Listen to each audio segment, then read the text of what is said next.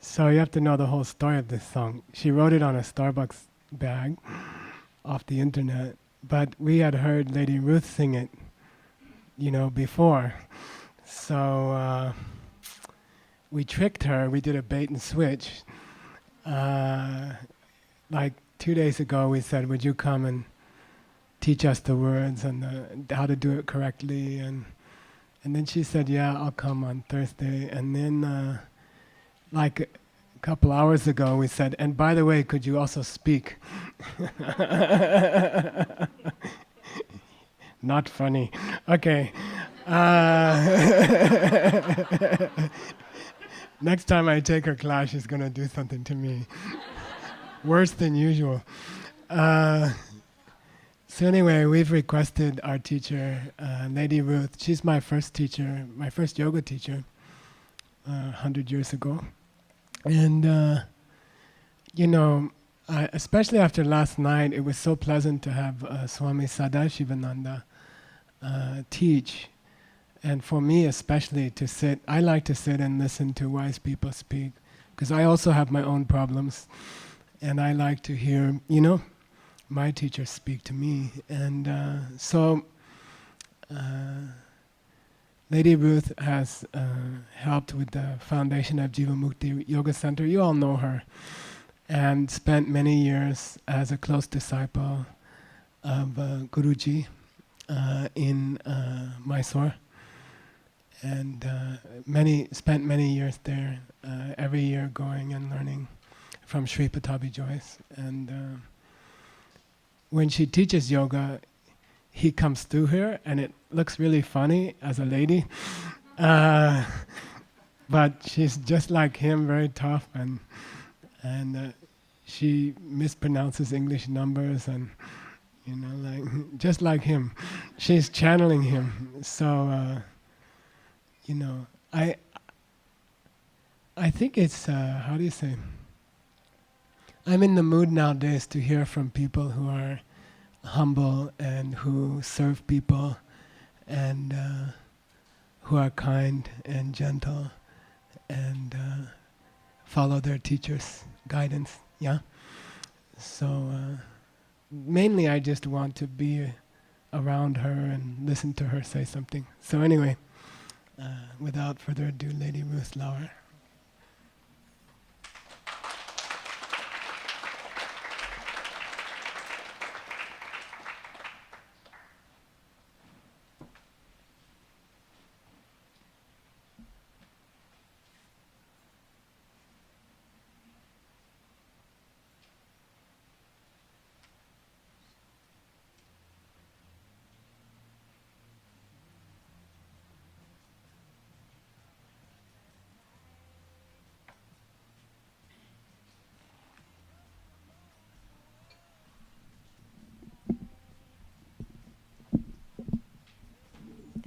Thank you, everyone.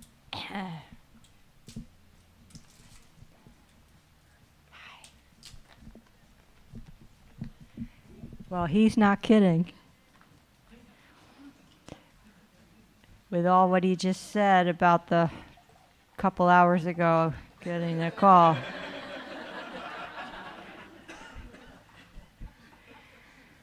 But I was thinking recently, because I've been teaching for 20 years or a little bit longer even, and I always prepare. I'm always prepared. And so lately I've been thinking that like there's a nervousness around preparing and making sure that I have the time set aside to prepare. And my husband always says, like, I'm always preparing. And so lately I've been thinking that it should be that, at a certain point, maybe I could prepare less, and that then maybe more of what I knew could come through, that somehow the preparing is holding me back a little bit. It was just a feeling that I had been having lately.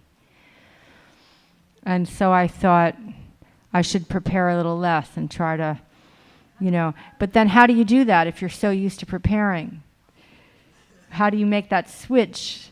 So I had not made that switch. But I had been thinking about it, and then I got the call today, and I thought that it would be bad karma if I said no, that I'm not prepared, that I need a little more time, because I also had dinner planned, so I really only had 20 minutes, And so I agreed, in the hopes that,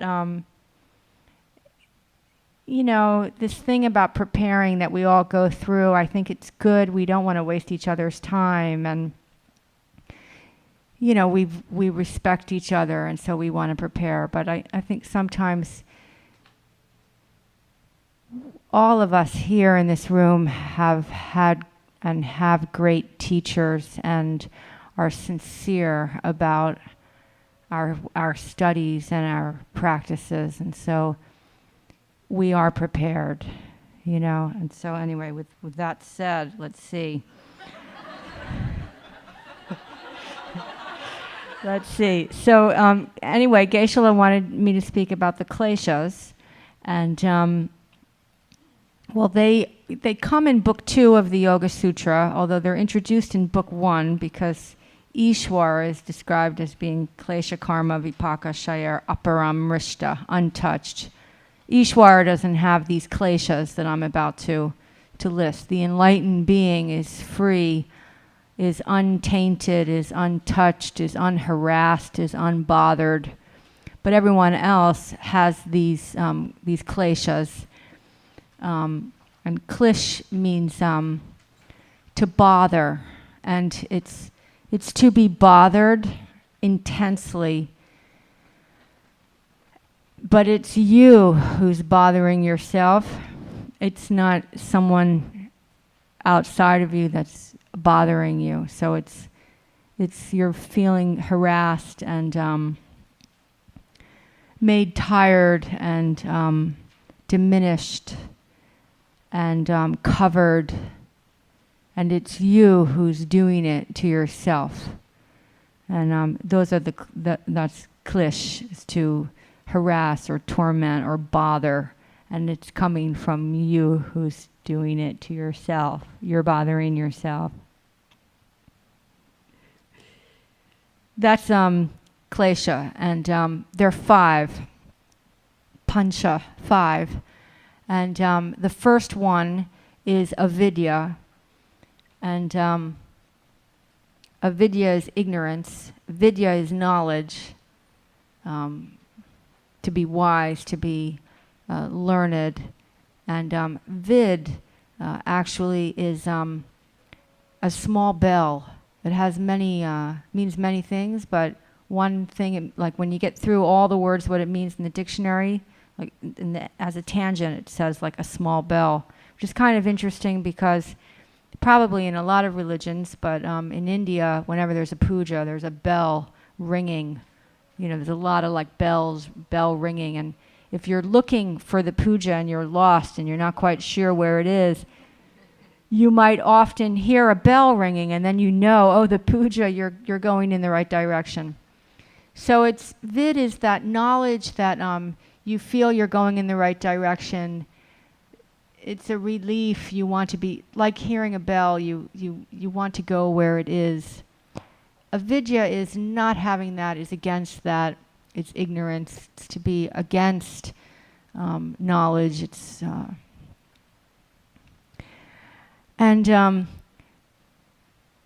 well, I'm going to explain it a little differently than, you know, I believe that in Geshe tradition, it would be explained something like, you think things are coming at you when instead they're coming from you. That would be seen as avidya, which is ignorance. And that's a beautiful, that's beautiful. The way I have been is avidya. It's like if you have something gold, and like my guru, he loved gold. If you brought him a gift, he was always like, "Is it gold?" And he had, like, gold takes many forms. You know, he had all different kinds of gold rings, and he had a gold coin, and he had a gold chain, a thick one, then he had a thin one, then he had a medium-sized one, he had gold bracelets, and all the grandchildren had little gold tiaras. And so gold, it has all these different forms, gold. But you can always take it and they'll melt it, and then they'll make something else out of it, right? Gold is pure.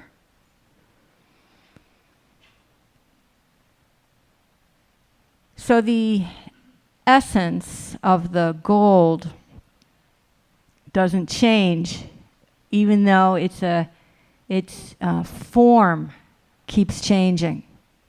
So you could have a ring, and then it could be a brooch, and then it could be a necklace, and it could be thick, or it could be thin, or it could be fragile, or it could be all these different forms, and you could call it by many different names, but its essence would always be gold. And that's vidya. That's knowledge. The spiritual knowledge, that's the knowledge of gold.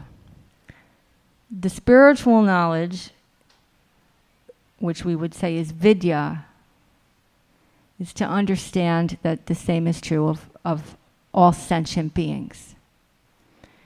That we're the same. We're of the same essence.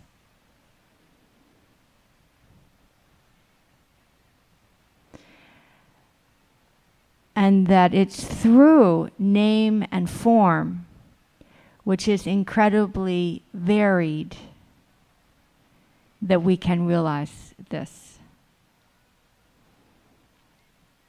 And if you're not interested in that, that's avidya.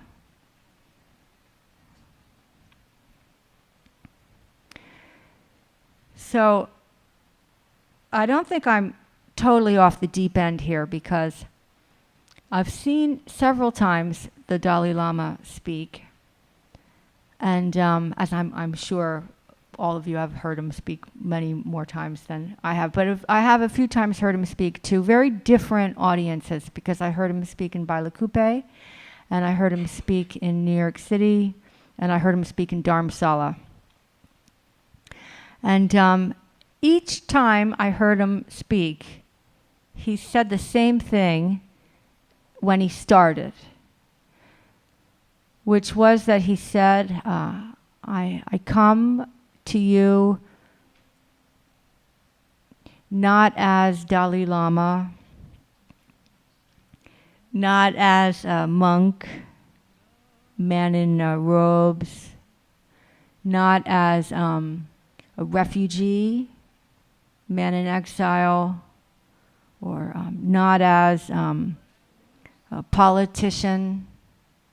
And he named, many different, significant things, what we would think of the Dalai Lama, specific to his name and his form. And he said, I don't come before you in any of those, but I come before you as I'm the same. I'm the same as you. And being, of course, that he's enlightened, when you hear that and you're in his presence, it comes as a great relief. Like everyone, you could feel like a wave of reassurance. Oh, he's the same. So that's my understanding of vidya, is that we are one, we are the same. If you take, if I take this one and I divide it into many. See, I've divided it into three, we can say. That I don't have three different things. I have one divided in three. So we are, that's why Guruji always said, God is one, God is one, God is one. We were like, well, but we see so many, He was like, yes, but God is one, So it's that idea that in essence, things are always changing. For better and for worse. Constantly. Prakriti, motion, movement, change, nature, qualities. But there is something beyond qualities, beyond change, pure, untainted, as it should be. And knowing that to be who you are is vidya. Not knowing that is avidya.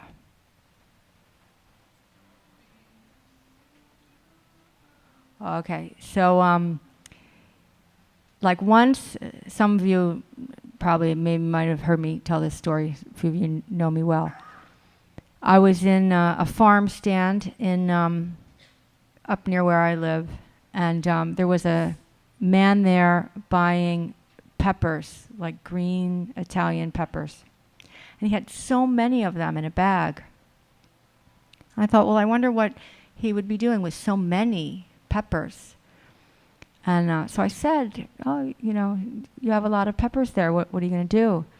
He said, oh, I'm going to pickle them. You're going to pickle them.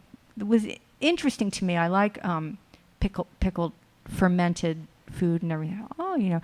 I said, well, how do you do that? So we got into this conversation about how you pickle peppers. And then he turned and he said to me, he said, I said, well, it looks like you're making a lot. He said, no. He said, not really. He said, I used to make a lot when my wife was alive.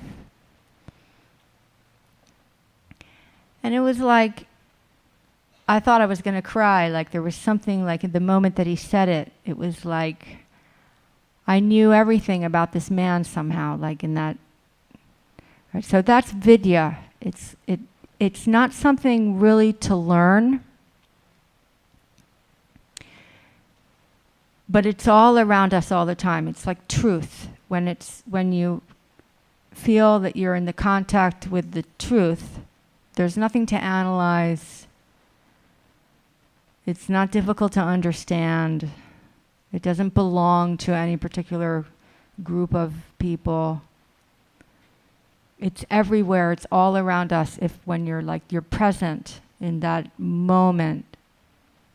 Then another time maybe somebody would say, well, I used to do a lot before when my wife was alive, and you're like, oh, and it doesn't. You're not, even though the truth is all around us, if you're not present to it, then that's avidya. You're under the influence of avidya. When you put an in front of a word, it negates it.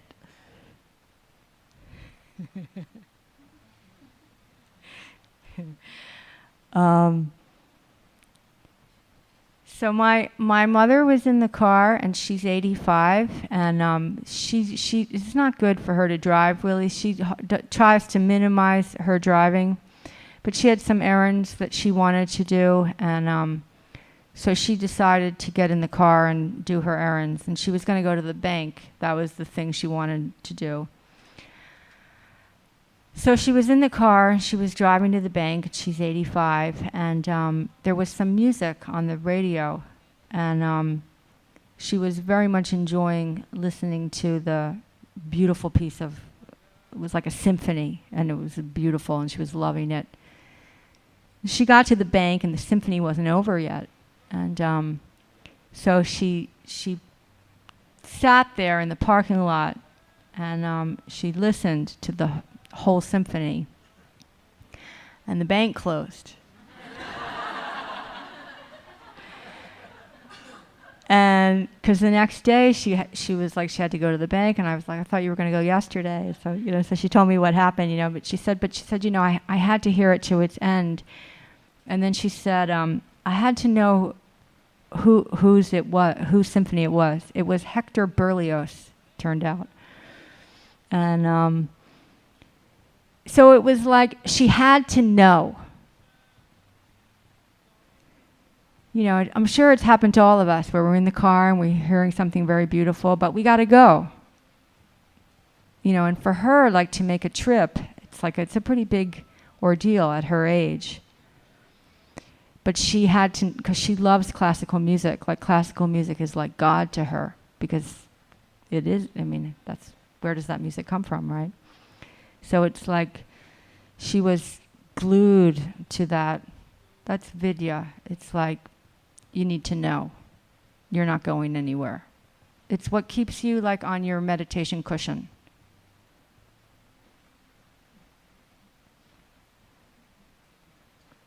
Okay, so that's avidya. So shall I go on, or is it like we can cruise through the other four, because avidya is the main one.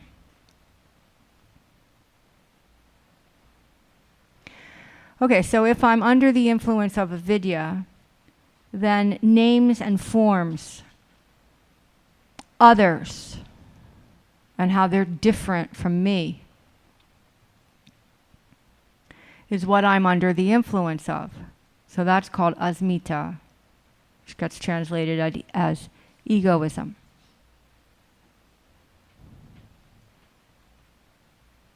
If I'm not identifying with, like when the Dalai Lama says, I come before you, I'm the same. Well, if that's not how I see myself, then I see myself as other. So then I'm going to build that up into something to be proud of, right? That's asmita, that's ego.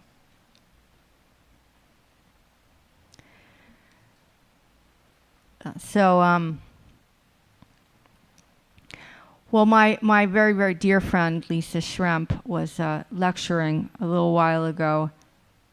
And I had come to the lecture, and I was sitting in the group. And she started to quote the Bhagavad Gita. There was a verse in the Bhagavad Gita that she thought of, and she was talking about it. And she said, I think it's from chapter 10, she said. And then she said the verse. And then she said, but Ruth is here. Ruth will know which chapter it's from. And I was sitting over there, and everybody turned, and Ruth will know. And then I said, because at the time I said, well, I think it's chapter 6. And so Lisa said, well, definitely chapter 6. For sure it's chapter 6. Then all of a sudden I was like, gosh, I don't, maybe it's really chapter 10, I'm not sure. But she thought for sure that it would have been chapter 6 if that's what I thought.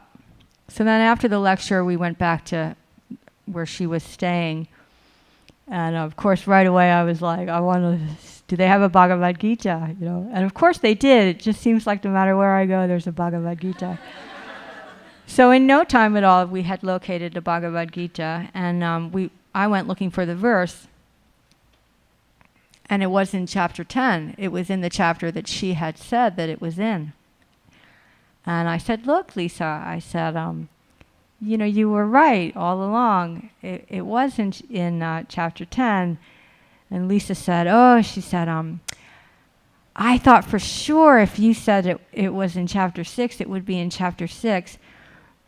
And then Lisa said, and Lisa's like, she's been doing her sadhana for a long time. She's the real deal.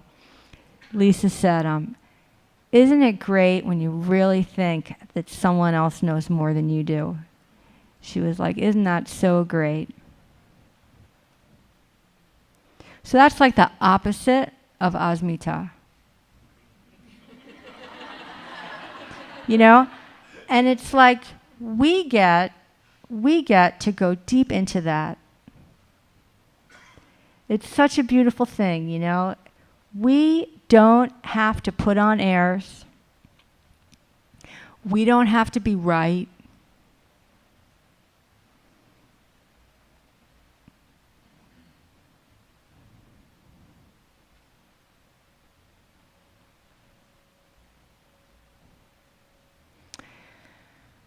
If you ever have the feeling like,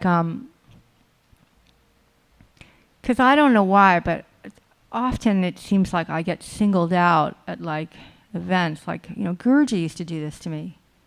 And he'd say like, what about, Ruth? And people would be like, well, why her, And, but he would do that. He would like single me out. And it's like, there was a period where I would get singled out, and I could feel a kind of like pride, like that's me, that they're talking about, and I would feel it, and I would kind of, and now it's like,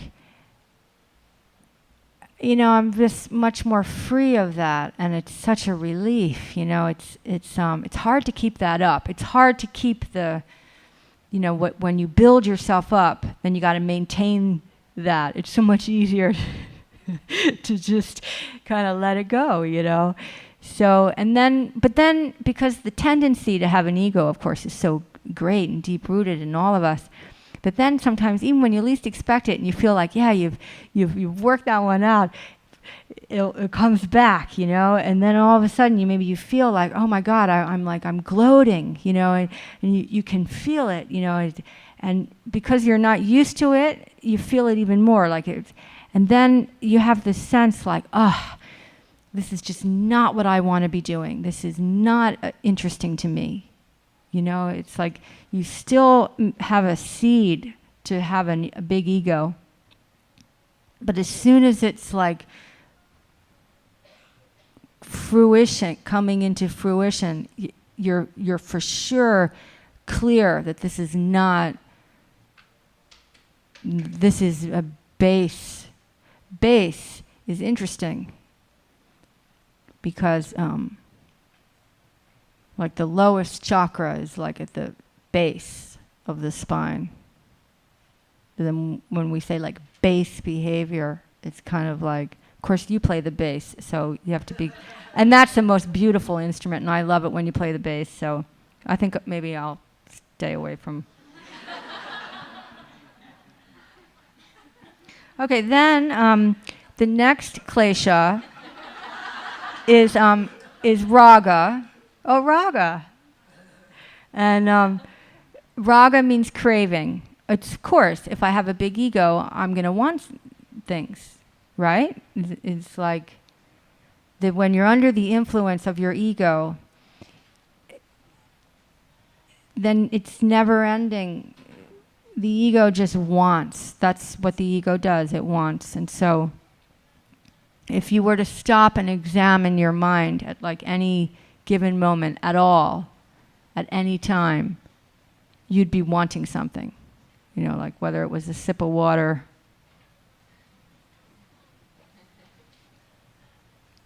but your mind is driven in this way where you're just always wanting something. And that keeps you from, it's like when you meet somebody who's going to pickle peppers and his wife has passed away. If you just want something, then if he says something really beautiful, or if you feel like God is speaking to you through this man, you might miss it because you're just thinking about, what you want. It keeps us small, when we're preoccupied with whatever it is that we want. There's a verse in the Bhagavad Gita. I don't know which chapter it is, but it says something like, God will take care of the ones who don't take care of themselves.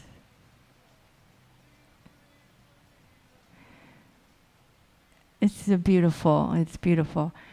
So, meaning that if you're not looking after yourself, that's not the one you're looking after, you.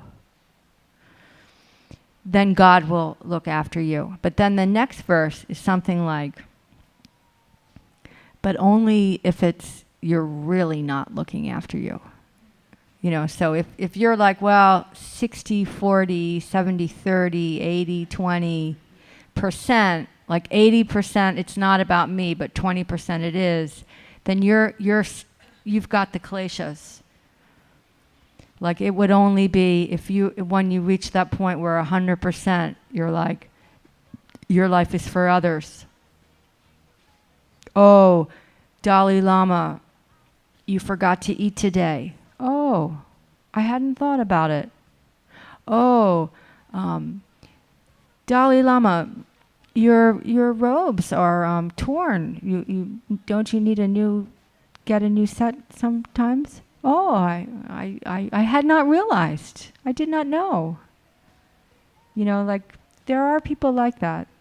They don't think of themselves. That's the opposite of asmita. Those people are free. Those people are happy.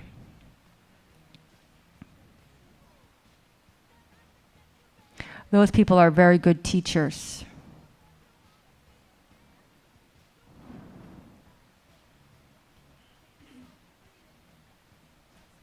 Dvesha. Dvesha is when you hate everything. Like everything, like it's too hot, and it's too crowded, and it's too polluted, and it's too spicy, and it's too fried, and it's just, something is bothering you, and then you go around the corner and something else is bothering you, and you go around the corner and like something else is bothering you, and it's just like everyone bothers you. Everyone bothers you. Everyone is a big disappointment. You hate everyone.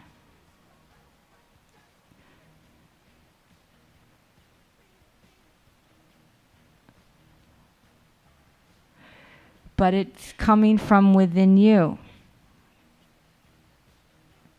The problem keeps appearing on every corner. But it's something inside of yourself that you don't like, that's being mirrored. That's the dvesha. And the last one is abhinivesha.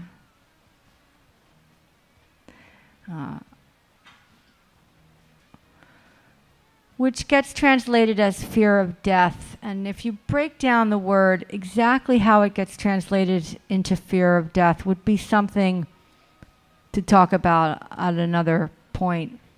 Because vesha, ni, abhi. But I live in the country. You'll have to come sometime and see where I live. It's very wonderful where I live.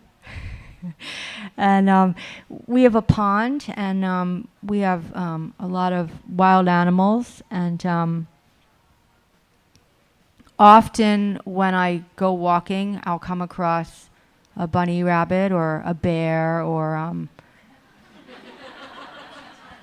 a duck or a coyote. We have many, many different animals.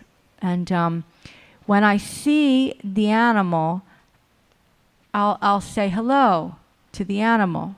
Like if there's a goose, I'll say, "Oh, hello, goose." And the goose, you can tell, will wonder whether or not, like the first thing that comes into the goose's mind is, am I going to hurt them? You can tell. And then now we've lived in the same place for some time. Now they know, like they come. They know that we like having them. So the abhinivesha, every animal, every human being, everyone has it. You can see if you ever try to kill any sentient being, they will try to avoid that. It's inherent that we want to live.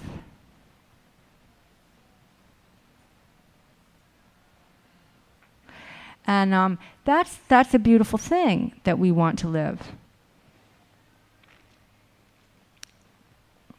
But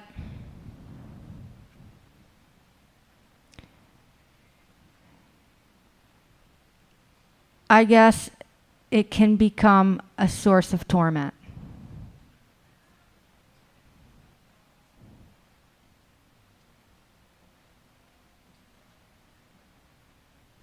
So those are all ways in which we worry ourselves to the point where we're miserable.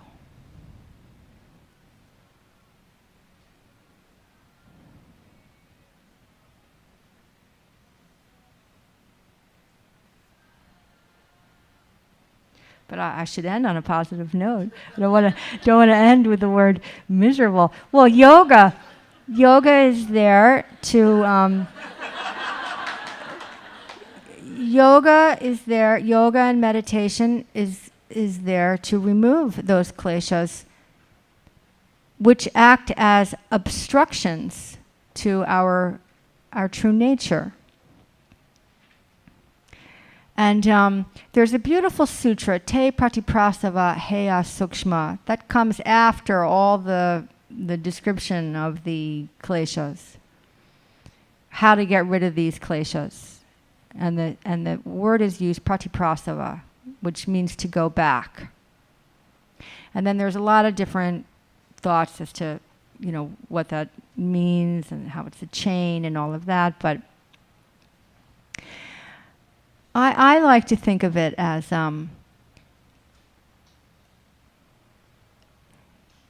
if you ever have the feeling that something didn't go so well, and then you can always go back. Because pra is to go forward, ti is to go back. Pra is to go forward, prati pra. And sava is actually the honey on the inside of a flower. So it's this idea like, well, if it didn't go right the first time, maybe you could go back and then you could go forward again. Of course, infinite examples are there. But just the other night, I was here in New York City. I was rushing to catch my bus. I ran into a very dear friend. She seemed very upset. She'd gotten some very bad news. And I said, well, is somebody going to take you home? And she was with somebody, and she said, yeah, he'll take me home. And I said, okay. And I said, well, I'm going to go catch my bus. And then I was going to catch my bus, and I was thinking, well, maybe I should go back. Maybe she would want to have somebody sleep with her, because I knew she was by herself. And I thought maybe she'd like to have some company. And then I thought, oh, but you're going to miss your bus. And that's prakriti, like that's death. It's like we're in motion, and we can't, you feel that time is devouring, and you can't get out from it. And it's miserable. And then you have a moment that kind of cuts through all that, and you're like, maybe I should go back. Maybe I should just forget about my bus and just forget about time. And this is different. Like, she seemed very, very upset. And so, and then, then the minute you think, well, I should go back, then you think, nah, I should go forward. And then I was like, pratiprasava. That's swadhyaya, when you study and then these things actually come to your mind. And then you act upon them, and then you know what these things are. Until you actually act upon them, you really don't know much. I mean, that's what my guru used to say anyway. So then you can always go back. So any of those things that are bothering you, it's like just the idea of tracing yourself back. There's a beautiful poem by a writer that I like a lot named Susan Minnow, and she talks about she's had a fair amount of success, and I guess that she was missing. She felt like she had a lot of this success, and it kind of built up her ego. And then one night she was staying in London, and she was in a flat, and she got locked out of her apartment.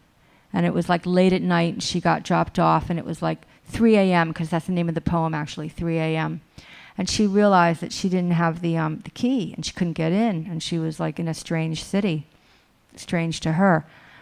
And so there was like some scaffolding, and so she started like climbing up the scaffolding to see if like maybe she could get in through like the scaffolding.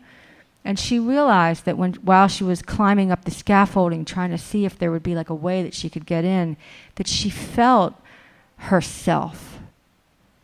She felt something of who she was, that the ease of everything and the success had kind of like covered this feeling of like who she really was, and that somehow scrambling to get in at like 3 a.m. and find a like window that she could like break into her own place helped her to reconnect to, you know, her deeper self. So that is then you won't be craving things, and then you won't be hating things, and then you won't be afraid of things, because all what you'll have is within you.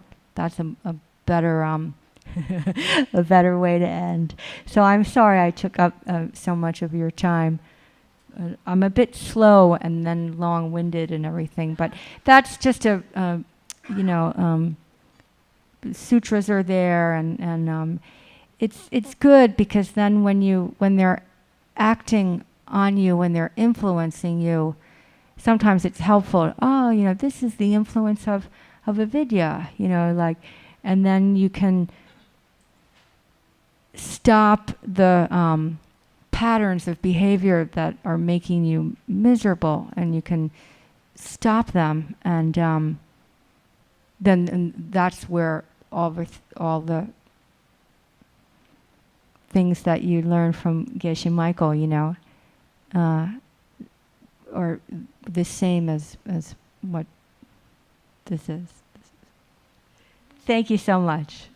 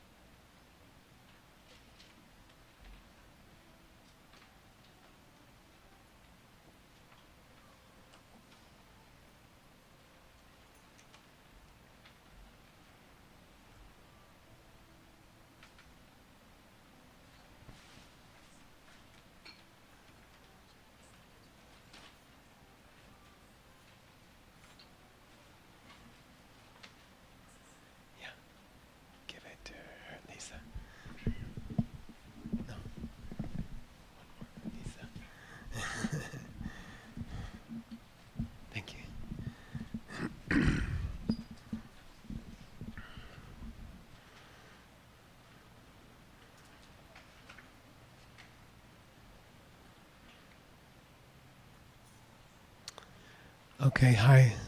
Thank you, Lady Ruth.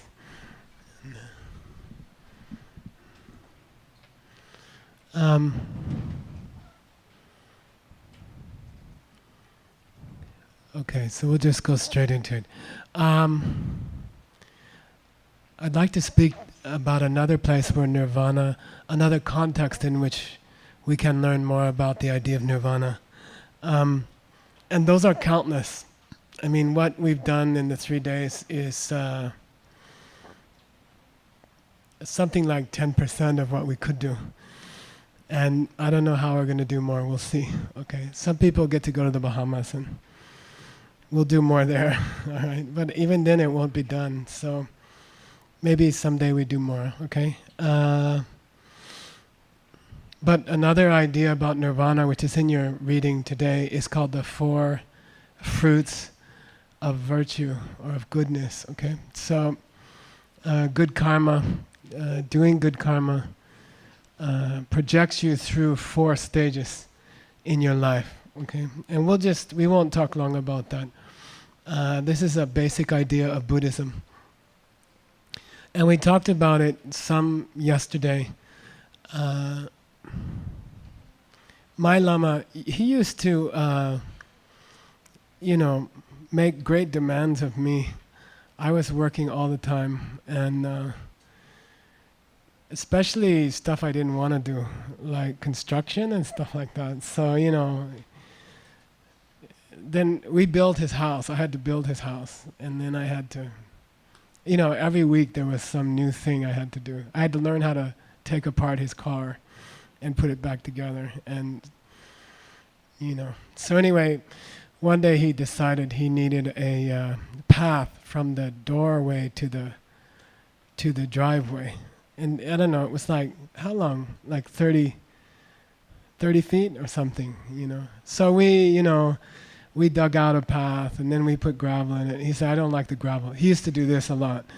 You'd buy gravel. He'd say, I don't like gravel. Then you'd have to take it back to the store, try to get the money back, you know. And then you'd buy him colored gravel. He said, I don't like colored gravel. You're lazy, you know. And then we got him expensive slate flagstones, you know. These must be okay. And we started from the house and we made it to the driveway. It took like 2 or 3 days, and we had to lay them down, dig out the grass, put in sand, and then you lay them down on the sand, and then they jiggle, and then you have to take them off again, and it was a big hassle. And but it was this experience of you would finish one slate stone, and then you'd step on it, and then you'd put the next one down. And then somewhere in the 3 days, I figured out what he was trying to teach me. Every time there was some kind of lesson, right? And it's this thing. When you walk through a room, it looks like all the things are stationary, and you are moving through a stationary room, right? But actually what's happening is that your mind is laying down the next thing you see as you go. When you are reading a novel and you turn the page, in this system we believe the next page is empty. When you reach to turn the page, the next page has nothing on it. And then your mind lays the words down, okay? Or when you see a movie, your mind is creating the next scene. If you don't like the way the last movie you saw ended, it's your fault, okay? All right. Now it's very interesting, you know? It's a very interesting idea that you are laying down reality as you move, you know? And reality is not going anywhere. You're just laying down new stones, you know? So as you use your knowledge of where reality is coming from to reduce your negative emotions, right? And just to review why we're here these 3 days, it's Nirvana Immersion. Nirvana is the final destruction of Kleshas, the permanent destruction of your Kleshas. And we took 6, right? We took 6 popular ones. Everybody voted for the one they had the most. Mine is jealousy. You know, it was pretty even, right? The vote was pretty even. We have jealousy. We have anger, we have addictions, we have judging other people, we have busyness, and we have procrastination. So we had a vote, what's their main one, and it was pretty equal. So nirvana is defined as the destruction of those things. By the end of tonight, hopefully, we can be given a program that we can follow to destroy our own worst emotion, our own most negative emotion. By the end of tonight, Geshe Michael should have faced his jealousy, should have thought about how it comes in his mind, and then he should have a program how to destroy it. Right? By the end of tonight, you will have that. Okay?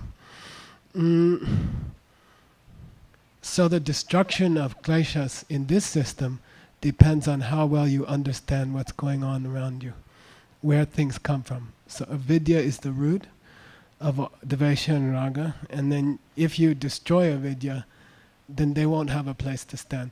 So in the scriptures, it's described your progress through the destruction of avidya. And in the Buddhist scriptures, and in the Yoga Sutra it's mentioned, you work on the most obvious forms of jealousy first, you know, where you actually walked over to I've had my students do this, you know, one of them is serving me dinner, and the other one gets jealous and walks over and takes the tray out of their hand physically, and then turns and give it to me as if it's going to please me, you know, and you know, so that's like a very gross, obvious form of jealousy or envy. And then as you work through the Kleshas, and your ignorance becomes less and less. So as your vidya, as your knowledge increases, your kleshas decrease. And they have 9 stages. There's the, big jealousy, then medium jealousy, then subtle jealousy. Then each of those has big and medium and subtle. So the last one you get rid of is your subtle form of your subtle jealousy. And that would be like, I don't know, you see a stranger on the street and you look down at their shoe and it looks a little better than yours, and then you glance away. And it strikes you. For a moment, you have a moment recognition that that side of their shoe is more beautiful than that side on your shoe. That would be like subtle. Okay? And you move through them as your tendency towards avidya is destroyed. Okay? It's all based on avidya. To get over the way the back of the other person's shoe looks, you have to destroy your most subtle avidya. So avidya goes down in 9 stages also, like that. As far as rebirth, certain things happen as you decrease your avidya. As you decrease your misunderstanding of life, your rebirths change. Okay? And that's called the 4 fruits of the virtuous way. They start with the direct perception of emptiness. Okay? So you gotta work for a few billion years to just get to the first one. Okay? They start with the direct perception of emptiness. And in this system of 4 stages in your spiritual career, that's called entering the stream. Gyun Shukpa. It means stream enterer. It's called someone who has entered the stream. When you see emptiness directly, whether or not you have bodhicitta, whether or not you're a bodhisattva, right? You reach what's called Gyun Shukpa, or entering the stream. I envision it, or I see it as a conveyor belt, and someone drops you on a conveyor belt the moment you see emptiness directly. They say that until the day you see ultimate reality directly, no one, not even a Buddha, can predict when you will get enlightened. It's still on the edges of possibility, right? It's going to happen, but they can't say what year or what day, okay? When you see emptiness directly, then it's set, and you will never go back. You can't fail after that. And within a short time, 7 lifetimes, you will become enlightened, okay? If you can do it, if you can see emptiness directly, within 7 lifetimes you will become enlightened. And you see that when you see emptiness directly. You see the 7 lifetimes, which is the longest possible, right? So that's called stream enterer.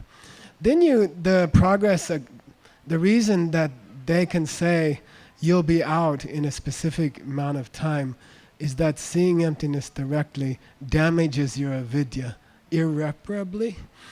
Okay? It can never go back to the way it was before. And then you start to make more and more progress.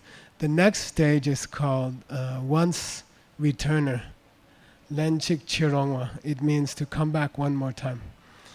That means to the desire realm. Okay? So there are 3 realms by tradition of existence. We live in the desire realm. Dokam. What do you call it? Kama something. Kama dhatu. And the reason they call it the desire realm, first Dalai Lama said, is that it is characterized by a fascination with food and sex. Okay, you go around New York. New York is even more. It's worse than most places. There's girls in bikinis on every building. Like, it's weird. I don't know why.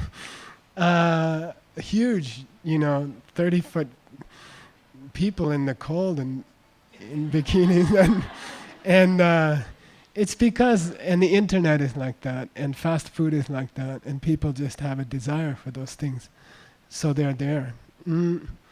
So we live in the desire realm. Some of us have more, desire for that kind of thing, some of us have less, but we all have it. To some extent, we all have it, or you wouldn't be here. Okay, unless you're an emanation of some holy being. Okay, if you're a normal person, you're here because you have some degree of those desires. Okay, I think it's good to know and to admit it. Right? Then you can do something with it. So there comes a time when your understanding of where stuff is coming from gets so sophisticated that you can lay down the next stone as a birth in this realm only one more time. So that second stage is called once returner. And after that you won't come back to this realm. Okay. Which is characterized by mortality, death, suffering. Okay. If you work on your avidya more, then you become a non-returner. Okay? That's the third one, Chirmyongwa in Tibetan. You can't come back again to the desire realm. So where do you go? You're still in samsara, you're still in a suffering birth, but you go to two realms called form realm or formless realm, right? Rupa Dhatu, and I don't know, Arupa Dhatu. And these are like Club Med realms, okay? They are temporary. In the Buddhist tradition, they say big worldly deities are living there, like Brahma, and they can move planets, they can boss around whole planets of people, and it's temporary. It only lasts for a while. But you can go to those realms. If you work on your avidya, and as your misunderstanding gets less and less, you can't lay down a stone which is a desire realm birth, okay? Because birth, as we said yesterday, is not a thing where your spirit is floating after it leaves your body, right? They say 4 ounces, and then your spirit leaves your body, and then there's a dog. This is lower Buddhist schools also. There's a dog. A spirit being, bardo being, can travel through any physical substance except their mother's womb. So then at some point they bump into the skin of their mother's womb and they get trapped. The spirit gets trapped. And then the mother becomes pregnant at that time. And then they must be born there. That's lower school. Higher school says, the world you see now is a stepping stone that you have laid down by how you've treated other people in your life, right? And then the seeds to see your arm as human wear out. Because every hour that you spend with an arm, you are wearing out the karmas that created that arm, right? And sooner, it's a debit card. You're born with a debit card and it wears out. It always wears out. And then the seeds to see this as a human arm will wear out. Then the seeds behind those seeds will come to the front of the queue. And they could be dog seeds. Then the thing that your karmic seeds were making you see as an arm, then your karmic seeds make you see that same thing, that same cylinder, as a leg and a paw. And then you is a dog. Okay? So in the higher schools, it's not that you die and your spirit goes someplace else and leaves your body and goes to another body. It's not like that. You are setting down stepping stones. And it's just the next stone. And the paw is coming from the same mind that created the hand. But the seeds wore out. Okay? That's all. And then that's frightening. That means, by the way, when those seeds wear out for an arm or a hand, the seeds wear out to think of yourself as a human. 5 minutes after the seeds wear out for a human arm, you can't remember that you were ever human. Because the seeds to remember you were human wear out when the seeds to see it as a hand wear out. So you just think you're a dog. And then you is a dog. Okay? It's very frightening. it's not that your car has to hit you. You know, you could put somebody in a bank vault. I think of there's one on Fifth Avenue around 43rd Street. I used to walk by it every day because our office was on 45th Street. There's a huge bank vault. You look through the window and there's, on the way to the public library, to read the Kangir during your lunch hour. And there's a huge vault. And you could put somebody in there and you could lock the door and you could have them do asanas every day and eat organic food and take chia seeds. And still the seeds would wear out. They would still die. You know, they would still age and die at pretty much the same rate. Okay, and it's just the seeds wearing out. So when you get to Arhat, that's the fourth of the stages. Okay, all the ignorance is gone, and then, as it says in the Yoga Sutra, 4th chapter, right? Karma Shukla Krishnam Yoginas Trividam Itaresham. The lack of avidya destroys the virility of the seeds. The seeds cannot produce a result. There's a debate in Buddhism. I think they pretty much decide the seeds are still there. The vasanas are still there and the sanskaras are still there. But they can never grow because there's no ignorance. Okay? Then you're an arhat. Then you've reached nirvana. Okay? And you cannot take even a birth in one of the form realm or the formless realm. Okay? Do you just disappear? No. Because you have three kinds of seeds. Ashukla Akarshnam, a yogi, you don't have white, dirty karmic seeds anymore, and you don't have black, dirty karmic seeds anymore to produce temporary pleasures or temporary pains. All you have is seeds that were collected with knowledge, consciously, which we're going to talk about by the end of the evening, because I'm going to teach you how to collect a seed consciously to remove whatever your favorite klesha is, okay? That's sexy, all right? So by the end of the night, you will learn how to plant a pure seed and destroy your favorite negative emotion. And it always works, okay? It's very beautiful, okay? So an arhat has reached that stage. They have seeds ripening, which are pure seeds. They will have a body of light. What do they call it? Diamantine body in Vajra. But what they call it in the Yoga Sutra, there's something there. That's also close, but there's another line. Anyway, you will have a diamond-like body, and then you will emanate to countless planets. Okay, that's arhat. I wanted to talk about the word arhat. Okay, arhat means a person who has achieved nirvana. So you should know the word. Okay, you're trying to get to be an arhat. Anybody who achieves nirvana is an arhat. There's two ways to read the word. One is ari, hat. Okay, ari, hat. Ari means an enemy. Okay, and hat means to hit or to strike. Sometimes the root is han. And we said before that you see that word in ahimsa, it becomes an I. Or in the English word gun is a cognate. So arihat means to destroy the enemy. The enemy is what? Your own negative emotions, okay? We want to make you a arihat about one of your negativities by the end of tonight, okay? Did you get any feeling for what it would be like not to have it during these 3 days? Did you play with that? I don't know. I did. I was thinking, what if I was never jealous? Last night I didn't feel jealousy about Swamiji. You know, he plays really good music and he speaks very well, and I was just enjoying him. And then I was thinking, what if I always enjoyed talented people? You know, I had a little taste. What would it be like not to have your favorite negative emotion?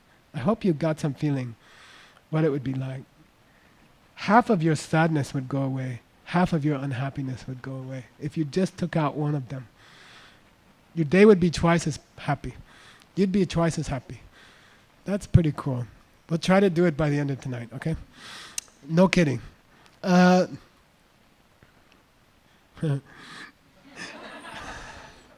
Then the other way to take that word is arch. There's a root called arch, A-R-H, and it means to be deserving or to be worthy. And so a lot of times in the Tibetan scriptures, which are translations from Sanskrit, you will see a sentence that says, Arhats are called Arhats because they are worthy of offering. You can make a lot of good karma by offering something to an Arhat, because they are deserving of offerings.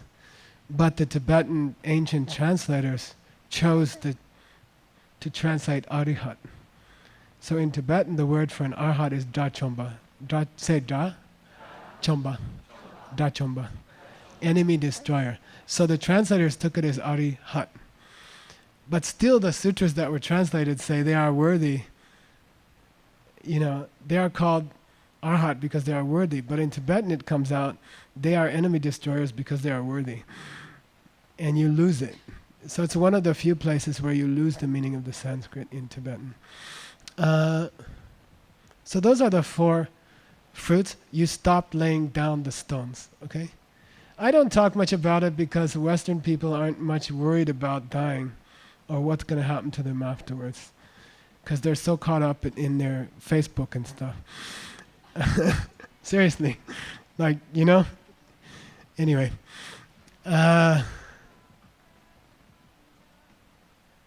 Then that brings the author of our text, or what I wrote for you, to a question. Is it possible to reach nirvana and fall back? Okay, that's a good question, right? Is it possible that you could stop your kleshas and then something bad happens and they come back? Can they come back after you reach nirvana? And we say no. Okay, but I think you should know why. Because Buddhism is always saying everything is impermanent, right?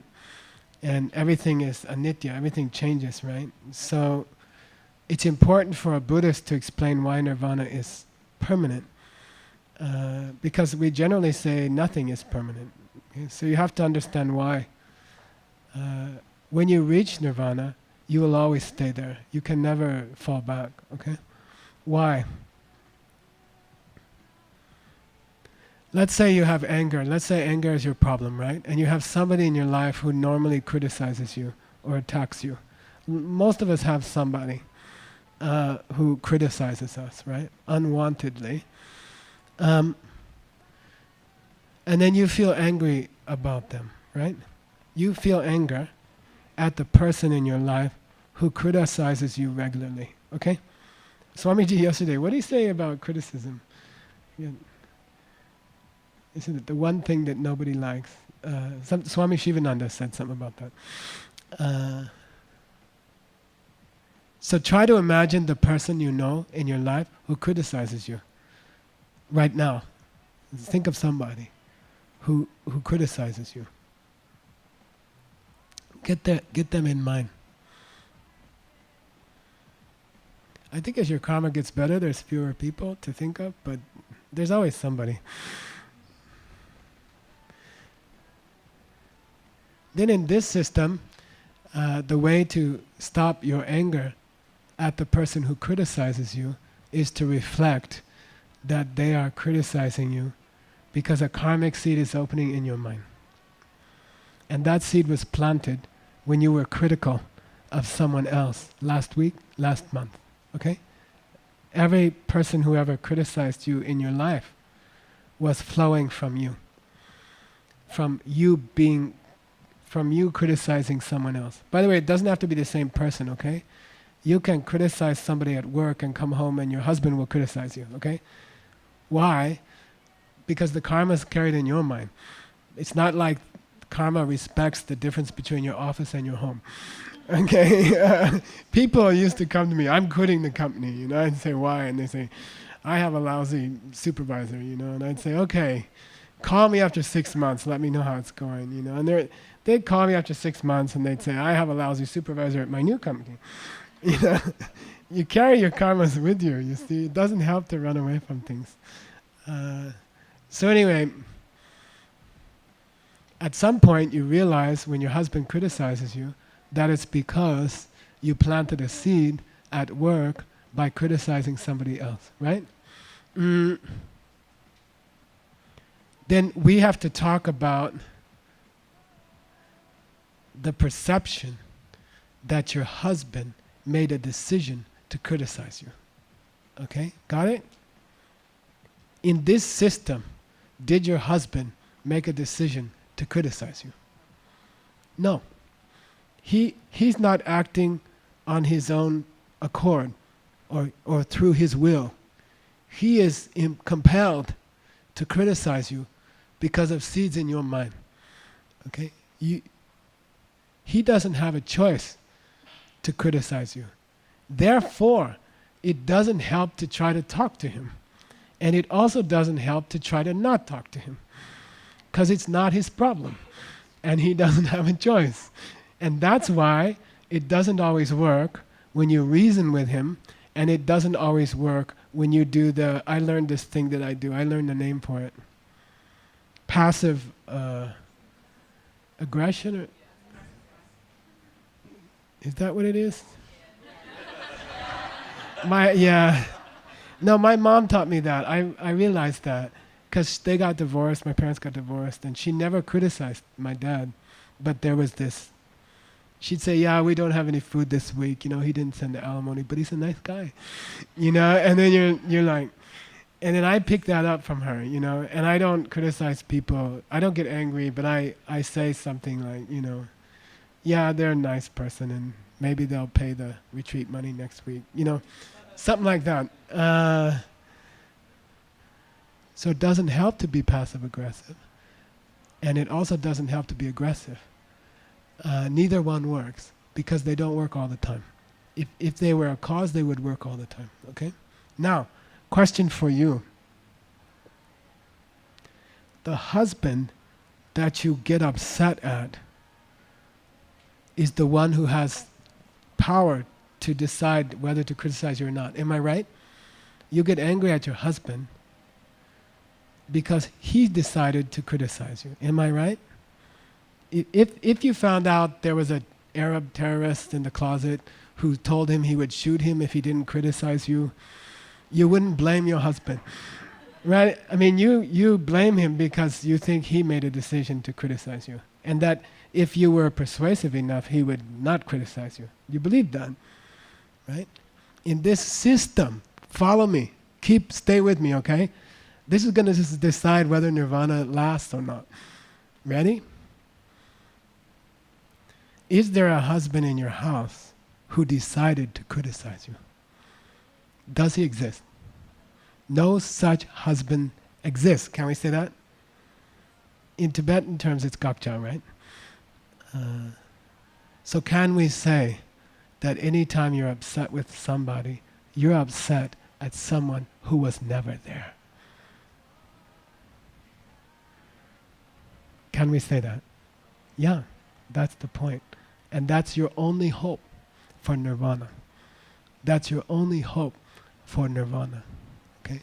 If he was a person who could decide to criticize you or decide to stop criticizing you, it's hopeless. It's hopeless. Okay? The point is, all the people you ever got upset at were never there. Okay? Once you see that, you can't go back. The better you get at recognizing that, you can't go back. Okay? It's the snake and the rope thing. I have a water hose outside on my porch.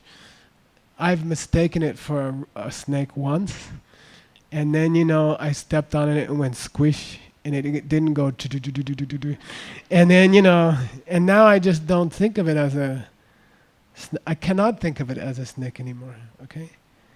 It's not possible to go back. Once you realize that you are getting upset at people who were never there, you can't go back. If nirvana were anything else, if anger management was the way, then you're in trouble. Okay? Then you can slide again. You can have an addiction again. You see what I mean? You can slide. out of a problem that you have cured with band-aids. You see what I mean? But once you realize that the coffee you wanted was never there, the coffee you fought to get was never there, then you won't have that addiction. You can't go back to wanting it. You see what I mean? It's not possible. Nirvana is permanent. Okay? The final evolution of this kind of thinking is permanent. You never go back. You can't go back. What, you're going to go back into your house and decide the husband is coming from himself again? You see, the rope, the garden hose is a snake. You know, after 2 years of seeing that it wasn't a snake, you don't go back, okay? Because the thing was never there. And once you get it, then you never slide back again. It's not possible. It has to do, okay, I'm going to throw this at you and I'm not going to stay there. It has to do with the idea of negation, okay? It has to do with the idea of negation. And it's similar to the idea of emptiness, okay? It is the idea of emptiness. Here we go. Emptiness is unchanging. It's one of the few unchanging things in the universe. My deadly enemy, my fellow student, Art Engel, whose Tibetan was better than me, it upsets me just to think about him. One day he kept interrupting the Lama, which was really bad. When I did it, it was an intelligent question. And then he kept interrupting Rinpoche, and one day he said, Rinpoche, you know, Rinpoche's in the middle of this deep logic text, and Art goes, Rinpoche, you know, and I'm like, everybody's like, you know, and then he's like, are all unchanging things negatives, negations, absences? And Rinpoche, yes. Damn, you figured that out. And I'm like, you know, and think about that, okay? Think about that, okay? The fact that a husband who had some choice to criticize you or not was never there is an unchanging thing. It will never be more or less, and it will never vary. He's either there or he's not there. He can't be half there. Or Lady Ruth was talking about 80, 20, 7, 30. He can't be partly there, and he will never be partly there. Either he's coming from himself or he's coming from you, okay? That's all. He's 100% not there. It's not like he's ever going to be 80% not there. He's just not there. Got it? That's one of the reasons why nirvana is permanent, and you have to chew on that. You have to think about that, okay? It's like emptiness. I just leave you with that. Maybe in a year we'll talk about it again. All right.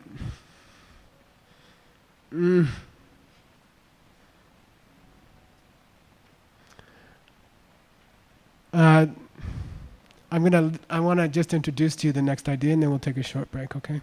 But it's going to be a short break. Probably you won't even be able to go to the bathroom, or you'll have to come back halfway.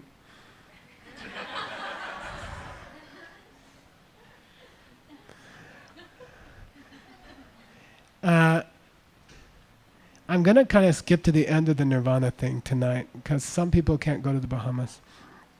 And there's a thing about how arhats see the world that was always difficult for me. I always had trouble with a certain detail about nirvana. And it had to do with, if you reach arhat, does your husband ever seem to be coming from his side? Got it? Okay? If you reach arhat, do you even ever perceive a husband that you could get angry at? Or is it just gone forever? You see? Because we say in Buddhism that part of the problem of avidya is that the nature of the world in which we live is that it tricks you. There's something about the world which is tricky. Okay? Coming this way,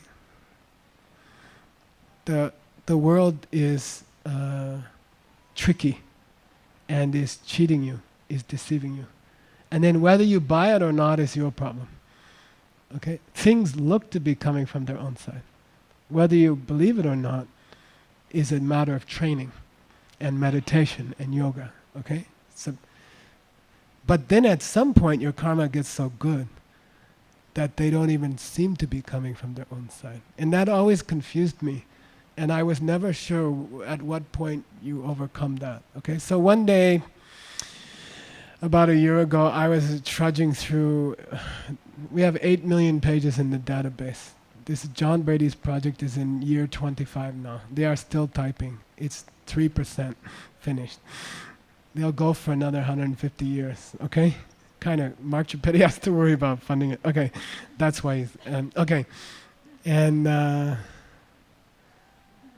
I found this beautiful text from our monastery, from a lama in the 1600s. His name was Kyutsang Rinpoche. He did one of the yoga series that you studied. I think it's the four immeasurables. What do you call them? Maitri, Karuna, Mudita, Upeksha. We have a yoga series based on that he designed in the 17th century. And we taught it to you guys. But he wrote an essay about the question I just mentioned. You know, do you ever stop? Does the world ever stop looking tricky? And at what point do you stop taking it as tricky? Okay? And I found it, me and Ningbo were looking for it in the car. We do all our work in the car, driving up and back, you know, and Brooks is careful to take the wrong roads and stuff, so we'll have more time. No, just kidding. But it was like a miracle, like I was looking for that and I found it. And so I translated it in the car. Ningbo converted it into Tibetan at Starbucks. We emailed it to Jennifer. Where are you, DeLorenzo? Where is she? We emailed it to her, and she got it printed before the class. Okay, but I want you to learn that. I want to teach it to you. It's incredible, and it's how it feels to reach nirvana. How does it feel to reach nirvana? Okay, it's just a 3 or 4 page piece, but it's really, really beautiful, and it will serve you for the rest of your life. It's a very extraordinary karma that we found it, and it's so beautiful. So I have just one thing. Where's that Cinco de Mayo? Do you have anybody have one? It's in my backpack if there's. Yeah. So we're changing the mood at Diamond Mountain University. We used to have the retreat teachings in the coldest week of the year and the hottest week of the year. And then we decided that was a little dumb. And so we're going to switch it to spring and fall. And we're going to have a new format. And instead of me or other people talking for, 5 days or something, we thought, let the retreatants talk for themselves. So every 6 months, we'll choose 5 retreatants, and we'll blindfold them, and we'll lead them to the temple. So we're going to hold it in the temple. We're going to stretch the border of the retreat to the temple. A, because it has air conditioning. B, because it's $20,000 to put that tent up. And there's a ritual you can do to extend the border, which is what we did in the first 3 retreats. So anyway, we'll be in the temple. It'll be a 3-day weekend, Friday evening to Sunday afternoon. Friday night, Saturday night, and Sunday afternoon. So we're going to let you go home at 4 so you can catch a flight and get back to New York by Monday. And we won't start till Friday evening. So, you just take work off or something. And we're 2 hours behind you. Anyway, every night, 2 or 3 of the retreatants will speak blindfolded. All the retreatants will be there behind a screen, and they won't be able to see you, you won't be able to see them. But there'll be air conditioning for both. And then in the weekend, 5 of the retreatants will speak and share what's happening in their head during this. They're in for 1.5 years now, so they will tell you. We asked them, please tell us what it feels like, or what's your biggest breakthrough that you had in deep retreat for 18 months so far.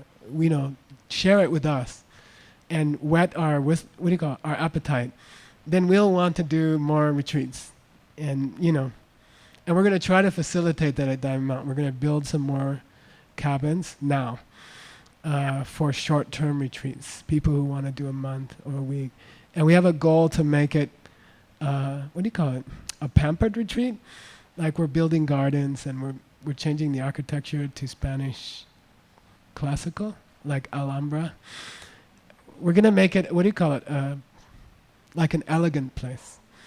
And in elegant gardens and fountains and retreat cabins quickly that you can stay in for a week or a month. And then you get like really nice service. And we want to bring in single mothers from South Phoenix who are stressed. And we have this thing called Pampered Retreat. And prisoners, we're serving a lot of prisoners now. And we want to be able to, when they come out, they have a place to go. They can do a retreat, they can get their life together. We have a lot of prisoners now in our group. So we want Diamond Mountain to be like a really elegant place and where you can have a really beautiful, deep retreat in a beautiful setting. And so anyway, we'll have 5 retreatants speaking, and in between each retreatant there'll be someone who, from their graduating class, that didn't go into retreat and is doing something good in the world. So I think what we're hoping for is a synergy. The people who didn't go in, who are doing beautiful things in the world, maybe Carola will come up and speak sometime, right? That would be nice. And then they will describe, like she has a project teaching children, poor children in the barrio, yoga in Buenos Aires. So you would talk about that and your experiences. And then in between, we would hear from people who have been in deep retreat, because I want to marry them. You see, I want us to be both. I want them to hear about beautiful ways of serving people when they get out, and I want you to think about going in. You see what I mean? And I don't think it's 3 years is so necessary. I think it could be a month, it could be 2 months, it could be a week.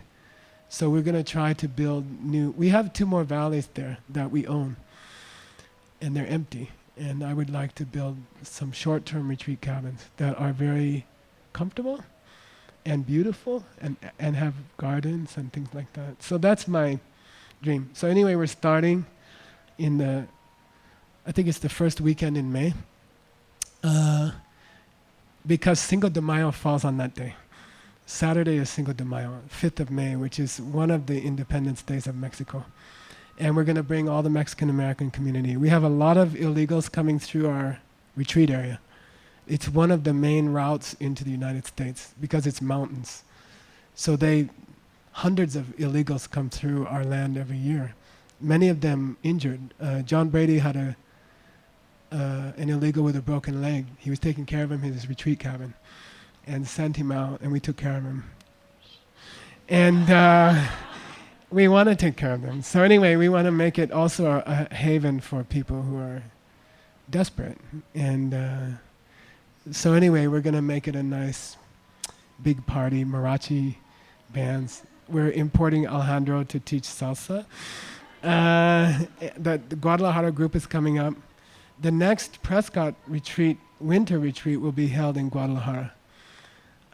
Because we have too many of our friends in other countries are being refused visas.